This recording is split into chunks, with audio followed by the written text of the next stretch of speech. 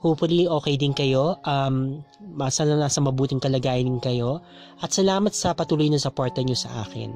Idadamay ko na rin yung mga taga-ibang mundo, taga-ibang dimensyon na maaring nakikinig din. So, I hope na okay din po kayo. Okay, so napaalam ko, napapansin niyo parang hindi sumasabay yung kilos ng bibig ko at galaw ko doon sa pagsasalita ko. That is because hindi ako nakaharap ngayon sa camera. So recording to ng dati kong video. Ginamit ko lang yung video clip habang ginagawa ko ngayon tong voice over. Kasi ayun nga, hindi lingid sa inyo na sinabi ko na nga na masama nga yung pakiramdam ko.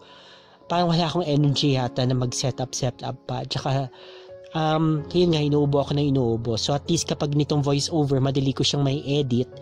Kung sakaling ubuhin ako, makakat ko siya ng mabilis. Whereas kung nakaharap ako sa camera, makikita nyo kung ano nangyayari talagang na hinahasing ako, inuubo ko. And then yun nga, ayoko na elaborate kung ano nangyayari sa akin talaga. So medyo may something talaga dun sa health ko. Medyo kakaiba. Pero yun, kinakaya ko naman, pinipilit ko naman wag maapektuhan talaga yung buhay ko. At ayun, sana maging maayos na ako by tomorrow kasi may outing kami talaga eh. Diyos ko, pupunta kami ng beach. Excited pa naman ako magpunta ng beach. Ayokong hindi makasama doon. Gusto ko talaga makapunta ng dagat. So, kahit anong mangyari, pipilitin ko makapunta ng dagat. Anyway, so, wag na natin masyadong i-discuss yung tungkol sa bagay na yan. So, let's go on and proceed with the video. So, tungkol dun sa mga kwentong napili ko for tonight, ang kwentong napili ko ay, actually, nabasa ko na to dati. Bigyan ko lang kayo ng konting background dito sa story na to. So actually, itong story na to, nabasa ko na siya before. Nakuha ko siya sa isang site. At yun nga, naisipan kong basahin isa sa mga first stories na post ko dito sa channel natin. Okay. So, anong nangyari? Nung time na yun, medyo magulo pa yung lakas-lakas ng background music. Hindi talaga maganda. Basta yun, hindi ko nagustuhan din. Kahit ngayon, hindi ko siya nagugustuhan. So eventually, ang ginawa ko dun sa video na yon, nung medyo dumami na rin yung mga nagsasubscribe dito sa channel natin, ginawa ko siyang private. And then, itong mga nakaraang buwan, meron akong nakilala na isang paranormal researcher, okay? Or investigator, ganyan. Ang pangalan niya, Theophilus. Okay. So yun, sinabi ko sa kanya, baka may mga kwento siya na pwede sa atin i-share dito sa channel natin. And sabi niya, okay, sige. So, yun. And then, one of these days, nung nakaraan nga, nabigay siya ng kwento. And then, guess what? Yung binigay niyang kwento, yung kwento na binasa ko na matagal ng panahon na nakakalipas. So, siya pala yung nagsulat ng kwentong yun. So, yun, inamin ko sa kanya, ay, nabasa ko na to, ganyan. Sorry, kasi nung time na yun, wala pa naman nagsisend sa akin ng kwento. Kumukuha lang ako ng mga kwento sa ibang sites, like yung Spookify and all. And then yun nga, so sabi niya okay lang naman daw, so gusto niyang pakinggan, so pinakinggan niya. So ayun, kung pwede ko daw bang i-retell, kasi medyo may, kasi gusto daw niyang mabasa daw, kasi parang mangyayari daw nito, magbibigay daw siya sa akin ng iba pang kwento niya, pero series. So ito daw kasi yung first ng series. So ang gagawin niya, kapag na-retell ko na daw to, ibibigay niya daw sa akin yung mga sumunod pang kwento. Na parang siguro sunod-sunod na nga, na parang may kinalaman siguro sa unang kwentong ito, or maring hindi, pero tungkol ito kasi yung pinakang ang sinasabi niya na nagsimula yung nakapag pa-interest sa kanya sa paranormal, kaya siya naging paranormal researcher ngayon. So ito yung pinakauna niyang experience. So purusaw na naman ako. Well, anyway, yun nga, so binasa ko siya ulit. Okay, so ito na, so my God, purusaw. Ito na, kaya mas na-improve na, I think. Although ubo ko na ubo na habang ginagawa ko to, in-edit ko na lang, sana ayos ang edit. So ayun, ito na, Theophilus, gaya ng sabi mo, basahin ko muna tong kwentong to, and then sabi niya, i-share din niya daw niya sa group niya, para siguro mas marami pang maingganyo na mga katulad natin na mahilig sa paranormal. Doon naman sa second na story, so pinadala siya ni Melon, okay, so tungkol sa kanyang kwento tungkol sa aswang. Although hindi naman niya mismo na-experience to, na-experience ito ng kanyang ama. So, at saka ng lola. So, malalaman niyo kung ano bang meron dito sa kwentong ito. Okay? Sa kwento ni Melon. So, hindi ko na masyado patatagalin pang intro na to. Without further ado, please sit back, relax, and enjoy. Hello guys, ako nga pala si Chophilos. Isa akong paranormal investigator and researcher.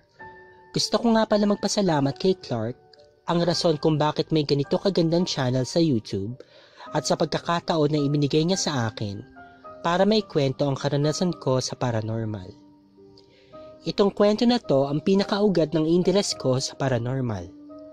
Hindi man ako tumagal sa pinangyarihan, pero ang impact nito sa buhay ko ay malaki at naging daan para makakita ako ng mga hindi nakikita ng mga normal na tao. Nangyari ito sa isang high school sa Muson, San Jose del Monte, Bulacan, kung saan ako nag-aral. Nung high school pa ako, 4th year to be exact, sumali ako sa campus choir. Marunong akong kumanta ng mataas at mababa. Kasi di naman sa pagmamayabang, musically inclined talaga ako. Ang nakakatawa lang, nung audition na hindi pa ako nakakakanta, nilagay ako kaagad ng conductor namin sa bass. Kahit di pa ako kumakanta, dahil malaki ang boses ko kapag nagsasalita. To cut the story short, nakapasa ako sa audition at halos buwan-buwan, may bagong piyesa ng mga awitin kaming kinakanta sa aming paaralan. Madalas kami noon mag-practice, lalo na't malapit na ang Pasko. Bear month na rin kasi noon. Madalas kaming kumanta sa flag ceremony at kada flag ceremony nga ay kumakanta na kami ng Christmas songs like Hark How the Bells, O Holy Night at iba pa. Hindi maganda mayo sa palakpak ang mga estudyante kada aawit kami. At hindi may iwasang mabati kami kada matapos kaming umawit, lalo na kapag inaawit namin yung Hark How the Bells. Naging motivated kaming lahat, lalo na yung instructor namin, kaya pinagbutihan pa namin lalo, kaya halos araw-araw kami nagsasanay. Magaganda naman ang mga awitin namin. Ang pinaka hindi ko makakalimutan na awitin ay yung Silent Night. Hindi dahil gusto namin ang tahimik na gabi, kung hindi dahil sa isang nakakapanindig balahibong karanasan namin sa awiting ito.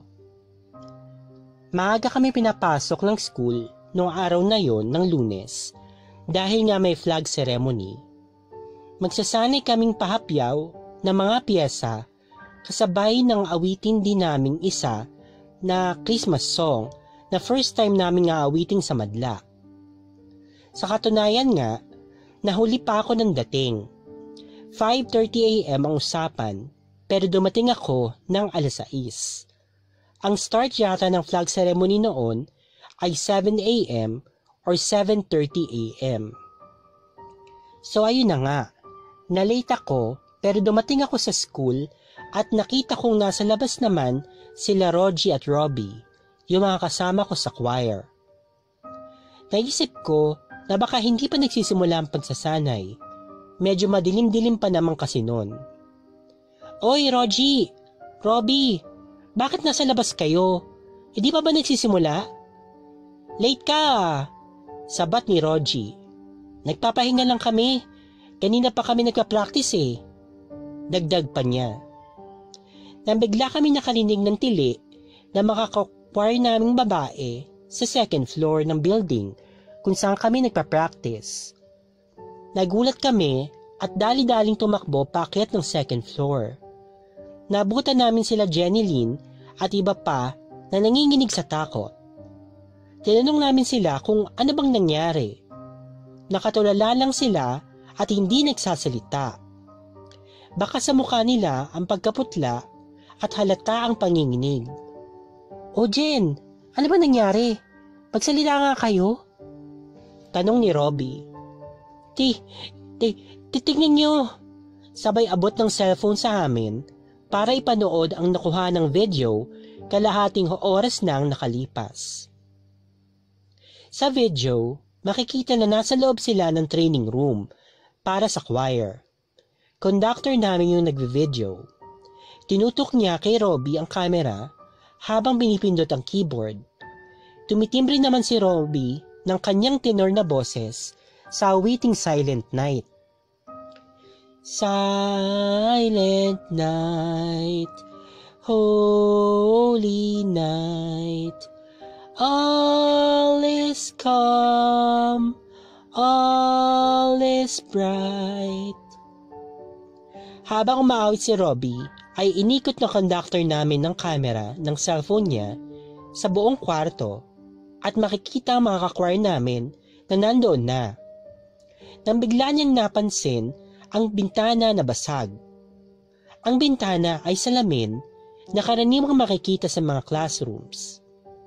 Yung pwede mong isara sa pagbabalang ng hawakan, naisip niya na siguro ito ay gawa ng isang barong-batong estudyante. Para i-report sa principal ang sira, itinapat niya ang kamera dito. Lumipas ng 3 segundo, ay nakakagulat ang mga sumunod na pangyayari. Sa labas ng bintana, may dumaang nakaputing babae. Mahaba ang buhok niya at puti lang ang suot na damit. Nakaharap siya sa kamera sa loob at patagilid na tumawid sa bintana habang natatakpan ng kanyang itim na buhok ang kanyang mukha. Hindi man lang umaangat ang kanyang ulo para bang paslay ng kanyang galaw.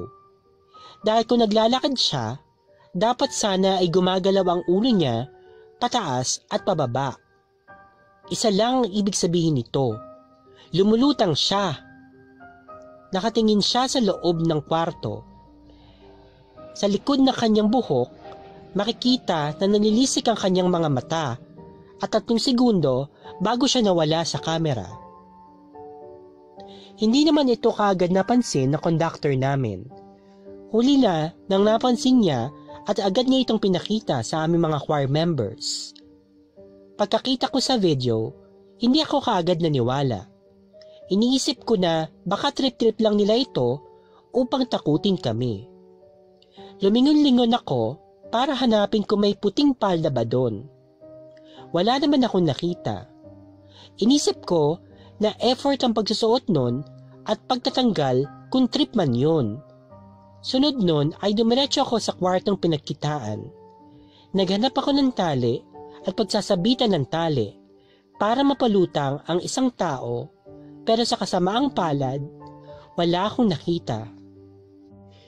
Bilang isang estudyante ng high school, wala pa akong alam sa paranormal noon. Mahilig ako sa katatakutan, pero di pa ako nakakaranas makakita ng isang multo. Pero sa pangyayaring ito, ay nabuksan ang lohika ng aking isipan. Sa katunayan nga, ito ang naging pinto ng kuryosidad ko sa paranormal. Kaya pagtungtong ko ng kolehiyo, sumali ako sa isang paranormal group. Ang Team Paranormal na originally founded from UST at nakilala sa pangalang Black Hat.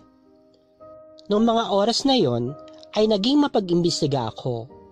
Pinag-aralan ko ang ilaw at ang mga parating na sasakyan. Ito ang aking naging konklusyon. Hindi maaaring ito ay epekto ng ilaw sa labas ng room dahil ang ilaw sa labas ay kulay yellowish galing sa bulb. Medyo madilim siya at ang kulay naman ng multo ay puti kaya imposibleng sa bulb. Imposible ding mula sa mga dumarating na sasakyan.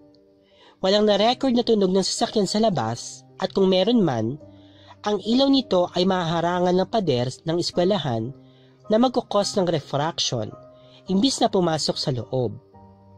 At isa pa, puti ang ilaw ng sasakyan. Medyo sumasakit ang ulo ko para patunayang peki ang mga pangyayari. Parang gusto ko na nga maniwala.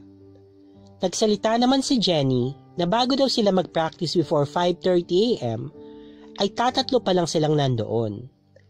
Siya, si Ramil at si Joanne. Noong umagang yon, napakalakas ng hangin nagmumula sa lamig ng paparating na Pasko. Tinutulak ng hangin ang pinto papasok dahil palabas ang bukas na pinto. Nagpresenta na papasok na si Joanne sa loob dahil nga nilalamig na siya. Iniwanan niya ang dalawa at pumunta siya sa loob ng kwarto. Ngunit bago pa man siya nakarating sa pinto, ay kusa itong bumukas palabas. Napasigaw siya at napatakbo.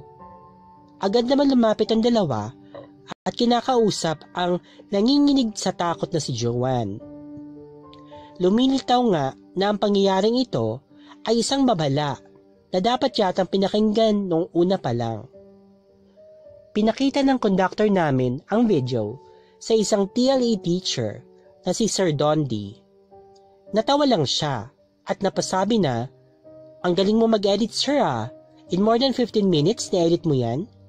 Sa may tumawang pabiro pero bakas naman sa kanya ang paniniwala. Kumalat pa nga ito sa paralang iyon at may mga estudyanteng nakapanood. Marami sa estudyante ang hindi naniniwala at sinasabing peke ang video. Minsan nga, parang gusto kong sumabat na ang lakas nilang sabihing peke, wala naman sila nung nangyari yun. Marami pang kwento sa aming paralang yun. Pinatunayan din nga ito ng mga nagpa-practice ng taekwondo at mga security guards. Next time ko na ikukwento ang iba. Sobrang haba na kasi. Sa ngayon, wala na ang kopya ng video. Nung huli kong hingiin ang kopya nito sa aming conductor, ay sinabi niyang binura niya na ito. Napabless na rin ang kwarto sa isang pare at nakita ko ang nilagyan pa ng krus ang pader na gamit ng pinturang puti. Pero patuloy pa rin daw ang pagpaparamdam. Dito na lang po muna at salamat sa iyo, Clark, kung may bahagi man ang kwentong ito. God bless you and more power.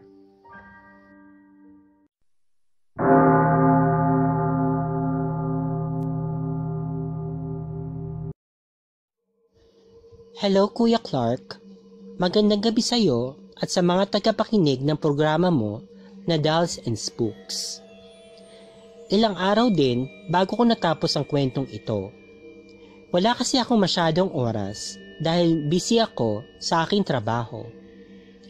Isa akong OFW dito sa Kuwait at sa tuwing naglilinis ako o di kaya namamalansya, nakaugalian ko na makinig sa iyong channel. Tulad ng iba, may gusto din akong ikwento tungkol sa mga aswang sa lugar namin. Tama, mga aswang, kasi hindi lang sila nag-iisa, kung hindi marami. Nagkakaroon na kasi ng kanya-kanyang pamilya ang mga ito at yung iba ay nasalina na. Tawagin niyo na lang po ako sa pangalang Melon, hindi ko po tunay na pangalan. Baka kasi may taga sa amin na aswang na nakikinig sa'yo at baka katayin ako pag uwi ko sa amin.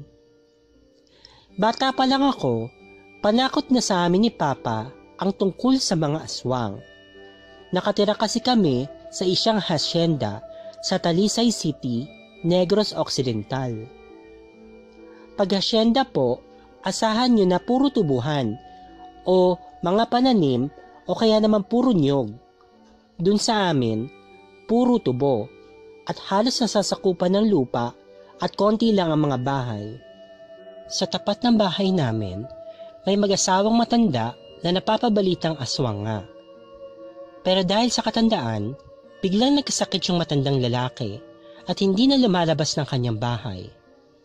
Tumawag ng albularyo yung kanyang asawang babae upang ipagamot siya. Pero pagkatapos tingnan ng albularyo yung matandang lalaki, bigla itong umiling at sinabing hindi niya na kayang gamutin ang sakit nito dahil iba daw ang dahilan kung bakit ito nagkasakit. Nagalit ang mag-asawa at pinauwi ang manggagamot. Sa likod ng bahay nila, nakatira din doon ang pamangking lalaki ng mag-asawa na tawagin na lang natin sa pangalang Lando. Araw-araw, binibigyan nila ito ng ulam kasi nga wala ng oras ito para magluto dahil nagtatrabaho ito maghapon sa tubuhan. Isang tanghali, habang nag-aabono sa tubuhan itong si Lando, bigla daw sumama ang kanyang pakiramdam na hindi niya maintindihan. Nauuhaw daw siya at nagugutom. Nagulat sila Papa at ang mga kasamahan nito sa trabaho nang bigla na lang daw nagtumakbo ng matulin itong si Lando at di inalintana ang mga nakaharang na mga tubo. Sinundan siya ni Papa at doon niya nakita sa tabi ng ilog na nakatuwad si Lando at nababaga ang mga mata. Nasindak sila Papa sa kanilang nakita. Pero gayunpaman, nagawa nila itong itali kahit na para itong wala sa sarili. Hanggang sa bumalik ito sa normal. Umiyak ito at nagpahayag ng galit at dali-daling sinugod ang mag-asawang aswang sa kanilang bahay. Anong ginawa niyo sa akin? Bakit ako nagkakaganito? Kahapon okay pa naman ako. Kinain ko lang yung ulam na binigay ninyo sa akin. Bigla na lang ako nakaramdam na kakaiba sa aking sarili. Galit na sabi niya sa mag-asawa na hindi naman umiimik sa kanya. Nakaiwas lang ng tingin. Kung maaari, huwag ako. Alam ko kung ano klaseng tao kayo. Pero dahil nga sa tsuhin kita, naging mabuti naman ako sa'yo, di ba? Please lang, tantanan niyo na ako. Kung ayaw niyo na ako mismo magkalat ng mga baho ng pamilya niyo. Pagbabanta ni Lando sa mag-asawa. Kinamot si Lando ng isang albularyo at sa awa ng Diyos, naagapan naman ito. Di na siya muling ginambala ng mag-asawa. Nabalitaan na lang namin na namatay na ang lalaking aswang nung dumating daw ang kapatid nitong babae dahil ito daw ang nagmana ng kanyang pagkaaswang. Ayaw ko sanang maniwala tungkol dito o tungkol sa mga aswang kasi di ko naman talaga sila nakikita at base lang naman ito sa mga kwento ni Papa. Pero nagbago ang aking paniniwala nung ang lola ko mismo na nanay ni Papa ang nagkwento na sa akin. Dahil nakita niya daw mismo na kanyang dalawang mata yung kapatid na babae ng namatay na aswang na tinatali ang mga kamay nito at paa habang nakalawit ang mahabang dila nito at binabantayan ng kanyang asawa at mga anak sa isang kwarto. Oo nga pala, pinsan ng lola ko ang asawa ng bagong yanggaw na aswang. Kaya siya nakita ng lola ko dahil dinalaw niya minsan sa kanilang bahay ang pinsan niya. Hanggang dyan na lang po muna. Sana po ay mabasa niyo ito at aabangan ko po itong kwento sa inyong channel. Maraming salamat po.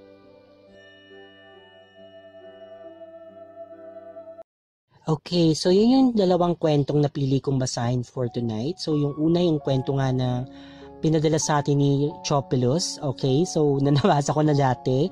So salamat Theophilus at okay lang sa'yo na nabasa ko na siya before. Pero yun nga, ang kasunduan natin basahin ko daw muna ito para tuloy-tuloy yung series. So nangako siya na bibigyan niya daw ako ng iba pang mga kwento ng experiences niya na pwede kong gawin ng series dito sa channel natin. So discuss muna natin yung kwento niya. Actually, alam ko may mga katanungan din ako dun sa unang video na ginawa ko para sa kwentong ito. Okay. Ngayon, maaari na tayo makakuha ng mga sagot doon since yung mismong lumikha ng kwento, yung naka-experience ng mga bagay-bagay na to, manunood na at makikinig na siya doon sa discussion natin. Okay, so let's begin discussing the kwento. Okay, tanong ko lang dito, hindi nalaman niyo ba eventually kung sino yung white lady? I mean, may namatay ba dun sa eskwelahan na yun? Dati ba siyang salvage area? Kasi di ba gano'n naman usually, kapag may mga multo-multong ganyan, may mga nagpapakita, sabi daw nila palagi tapunan ng patay. Sementeryo dati, may nirape doon, may pinatay doon, etc. etc. As in, meron karahasan na nangyari kumbaga. May nangyari doon na naging dahilan kung bakit may nagpapakita na nga ng multo or maligno or what. So yon, not maligno, multo I mean, mga espiritong gala. Okay. So yon, mayroon na bang nalaman kung bakit may nagpapakita na espiritu doon ng white lady sa area na yon. So ayun, curious ako malaman yun. And then may iba ba bang kwento tungkol sa eskwelahan na yon?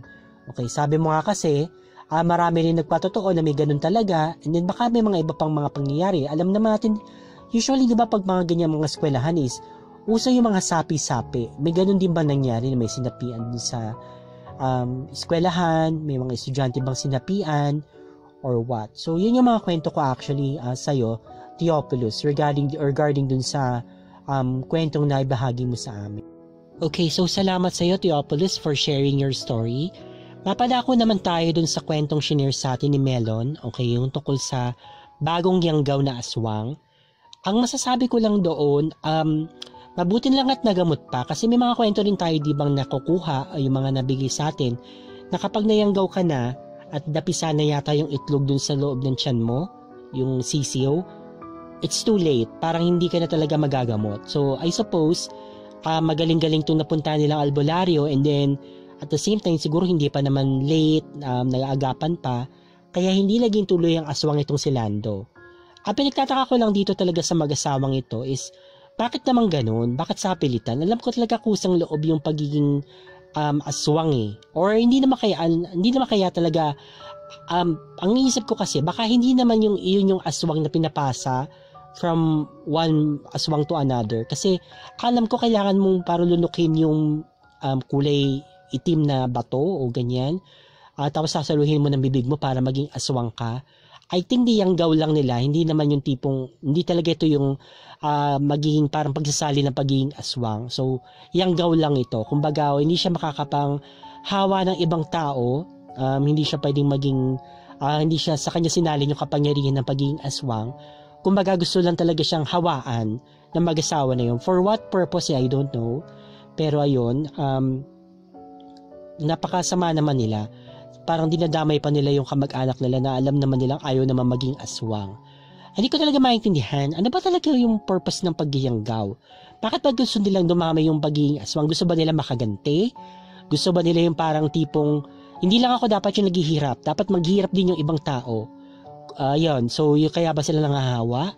Or yung parang tipong may quota ba sila na kapag hindi sila nakapanghawa ng ganitong number of people, may mangyayaring masama sa kanila or what?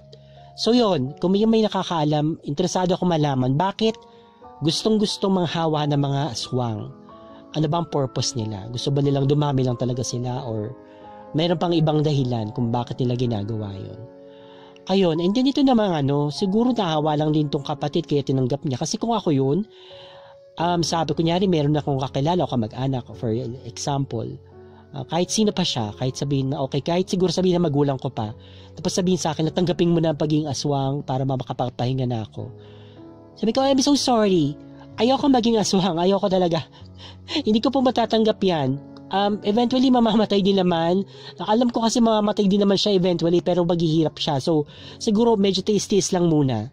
Okay, so kasi, ayan, magtiis ka muna. Hayaan mo munang mamatay na lang ng kusa kaysa sa mapasa mo pa yung pagiging aswang mo, yung paghihirap mo sa ibang tao. Might as well sa'yo na magtapos, kumbaga, yung pagiging aswang sa pamilya nyo, kung ikaw lang ba yung aswang or what. Huwag ka nang manghawa pa ng ibang tao. So, yun ang masasabi ko tungkol dyan. Huwag ka naman damay. Alam mo naman kasi na napaka-miserable ng pagiging aswang.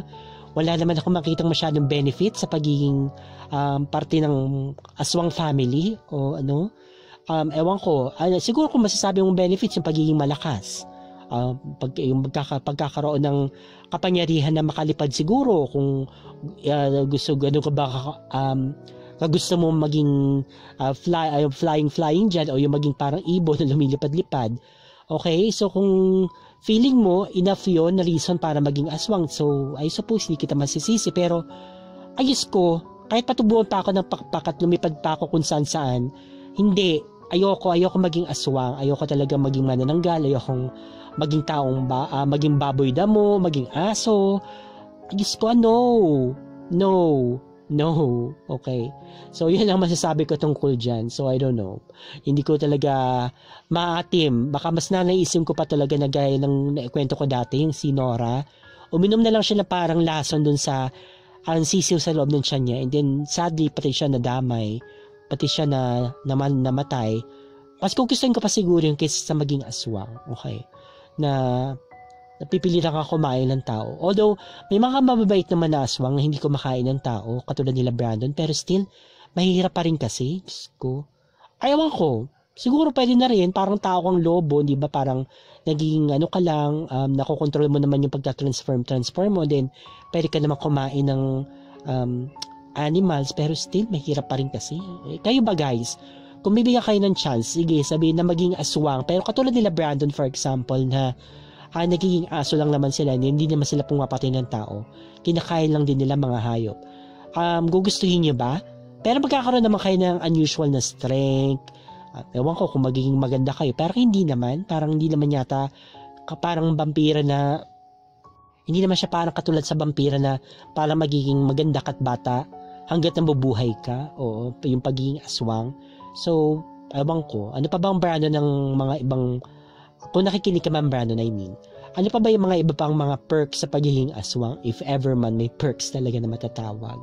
So, yung curious lang ako malaman yung tungkol doon. Okay. Well, anyway, so ngayon naman, yun lang actually masasabi ko regarding doon sa kwento. So, salamat Melon sa pag-share ng kwentong yon. Ngayon, gagawin ko naman yung shoutout kahit na paus-pausan ako ngayon. Kahit na inuubot sinisipon. At ngayon hindi na makalakad. Pero don't worry guys, maging okay na ako. So medyo nagka-leg cramps lang ako. So, ayun, hindi tuloy nakapasok sa work. Pero sana maging okay ako kasi hindi ako makakapagod, hindi ako makapunta dun sa outing namin for tomorrow, yung sa team building namin. Dahil talagang hinintay ko talaga yun. Grabe. Anyway, so ngayon babatiin ko naman yung lahat ng nag-comment dun sa previous na video. Yung sa di ka pa ba uuwi. Natakot ba kayo doon guys? Diba? Nakakatakot naman kahit di siya aswang story. Okay.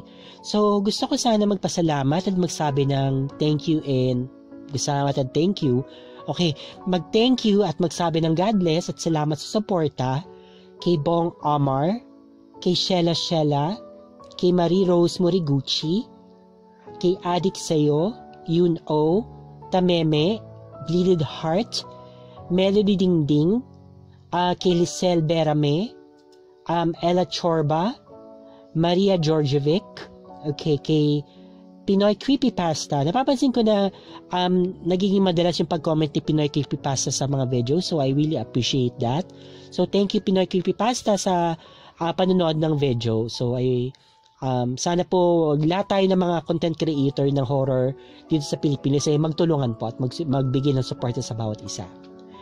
Okay, so gusto ko rin magpasalamat kay Alea Jane Antonio, kay Archie Perez, kay Chongki, na nag-request na i-shoutout ko rin daw si Chara May and Jasmine. So, hello sa iyo, Chara May and Jasmine.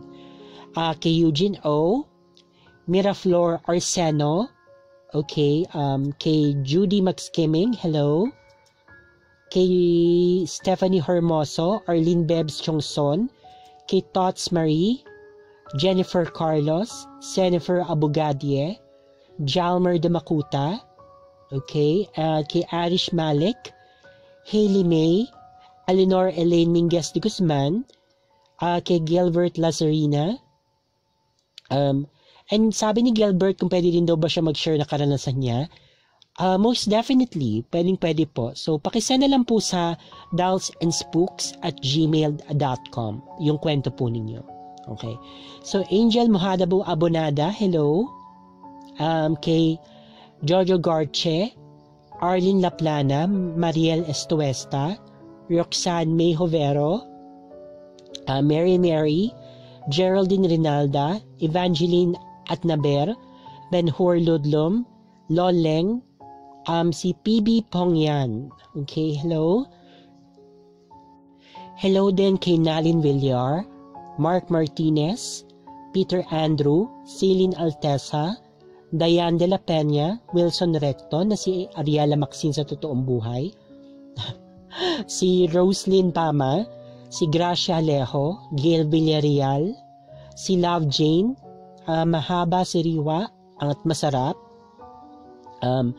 Gail Villarreal, Maricel Plando, Cynthia Raitos, Vanessa Guecuchea, kay Noning Girl April, hello.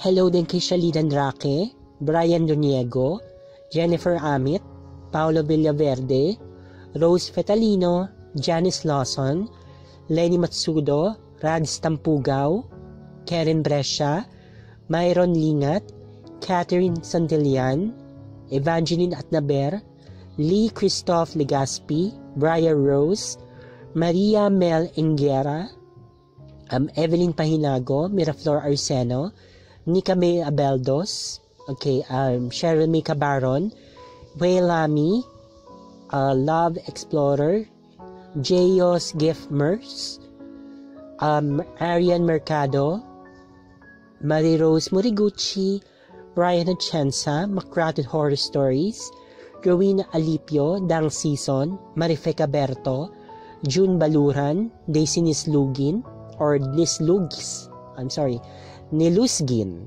okay, Agnes Morante, Mary Jane Forgo, Maria Victoria Mercado Gonzalez, Charm Gallego, okay, and si Chai Echage. Oh, okay. So, si Chai ay nasa Belgium. So, hello sa mga katulad kong Pilipino nasa Belgium. Cheryl May Cabaron, I think I mentioned you, but hello again. Chancellor Galisa, Raymond Glover, Rayme Amu, Nick Doral, okay, Jojo Artilio, Dennis Salem, Rose Ann Kaibigan, Maria Miranda, Marge Velarde, Vanessa Grecochea, again, hello. At kay Arjan Castellano. Okay, hello sa inyong lahat. Okay, ngayon naman po babatiin ko po lahat po ng mga nag-message po sa akin directly dun po sa Facebook. So, hello po kay Denise Young, or Denise Young rather. Kay Jengski Dalida Bermejo, isa po siya sa mga admins ko, na isa rin po sa humahawak po ng page po natin sa Dalson's Books. Take ko na rin tong opportunity na to para batiin si Lola Batman, si Tameme, si RV Sonev, at saka si Moy. So, hello sa lahat ng mga admins ko. Thank you sa pagtulong. Kay Benhor Ludlom, kay Leike Sayam Odilek, Ronnie Doliete, Juan Casaliano, Otik Reyes, kay Garrett, Kevin Fiel, at actually, that's it. So, sila yung mga nag-message sa akin directly dun sa Facebook. So, thank you sa pag-message nyo sa akin. Oh, sama ko na rin palang batiin itong si Tita Beth. So, Aunt Beth, thank you po talaga, Beth Pulido. Thank you po sa mga advising po sa akin sa pag-message po. So, gusto ko, na-appreciate ko po talaga siya. So, bonjour, I hope that you're doing well at sana maayos na rin po yung pakiramdam nyo, Aunt Beth. Kasi masama po yung pakiramdam niya ng mga nakaraan. So, I hope you're okay. At gusto ko rin sana sabihan din ng hello si Jose Lorini Pintor, Martian, Canada, Mike Villaflor, si Wildberry, Christine Santos, at saka si Joanna Yumul. Okay. And Bong Amar. Okay, I hope you're all doing well. Ngayon naman po, babatiin ko naman yung pong mga nakikita kong nag-message po sa akin dun sa Facebook page, okay, natin sa Dalson's Book. So, may Facebook page po natin tayo. So, gaya na sabi ko, may ibang lang humahawak na po na maliban sa akin. Hinahawakan din po or nagpa-post din po doon si Jengski on my behalf. So, ayun, active po yung Facebook page po natin. So, pwede po kayo mag-subscribe po doon para po makapag-join ng mga games and para malaman din yung ibang mga updates po natin. So, hello kay Faye Dancel, kay Joy Moreno at kay JR Guevara, Joseph Marco, Kyle Smith Reyes, kay Christine Masa, Joanny Ke, at Mariel Tungala at Leslie Adorna, and Jenny Ricardan del Rosario. Okay, hello sa inyong lahat. So, ayun lang po muna guys. So, I hope, I'll do my best, rather, na makapag-create po ng panibagong video kasi po, kung makakalis po ako bukas, hindi ako makakapag-upload kasi baka wala pong wifi po dun sa pupuntahan po namin. So, try ko po na mag-upload po and then baka i-schedule ko na lang po na ma-upload po siya tomorrow. Okay? Yung video. Para po, continuous po, para may video pa rin po kayo maririnig. So, I'll do my best kasi po, kung mapapansin nyo, medyo pausan pa po ako. And then, nga pala, so doon po dun sa t-shirt, so pwede pa rin po kayo mag-order kung gusto po niyo magkaroon po ng first ever po natin na t-shirt dito sa Dalson's Books. So, 400 pesos lang po siya plus shipping. Okay, yun lang po muna sa ngayon. Thank you so much for listening and watching. Take care always and God bless. Bye-bye! Meron ka bang spooky story na gusto mong i-share? Kung ganon, ipadala mo na yan sa darksandspooks@gmail.com. Huwag din kakalimutan na mag-subscribe, mag-like, mag-comment, at i-share ang video. Kung hindi, pupuntahan kita sa bahay mo.